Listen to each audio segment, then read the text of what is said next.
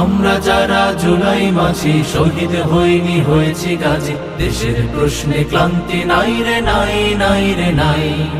আবার জুলাই নামবে দেশে, সাইদ ওয়াসিম শান্ত বেশে, জুলুমবাজের ঠাই হবে না ঠাই হবে না ঠাই, জুলুমবাজের ঠাই হবে না ঠাই হবে না ঠাই। ও ও ও আমি চ্যালেঞ্জ করে বলতে পারি, আগামীকাল সকালে যদি রিকশাওয়ালা, শ্রমিক, যাদেরকে গ্যাস দেওয়া হচ্ছে না, যাদেরকে তেলের সংকটে রাখা হয়েছে, যাদের বাড়িতে বিদ্যুৎ নেই, তাদের নিয়ে যদি ছাত্র শিবির আন্দোলনের ডাক দেয়, এই চট্টগ্রাম শহরের মানুষ, আপবর মানুষ রাজপথে নেমে আসবে।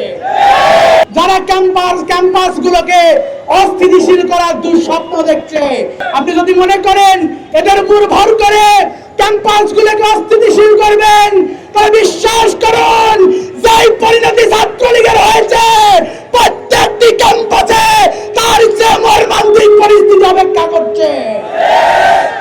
গতকালকে নারের মধ্যে একজন ছাত্রদল নেতা বলল যে আমরা যদি ছাত্রলীগ হয়ে যাই আপনারা টিকতে পারবেন কিনা, লোক নিতে পারবেন কিনা। আমরা আজকে এই প্রোগ্রাম থেকে বলতে চাই, আপনারা যদি ছাত্রলীগ হয়ে যান আমরা আবার জুলাই যোদ্ধা হয়ে যাব। আপনারা যদি ফেরাউনের উত্তরসূরি হয়ে যান আমরা আবার মুসার ভূমিকে অবতীর্ণ হব।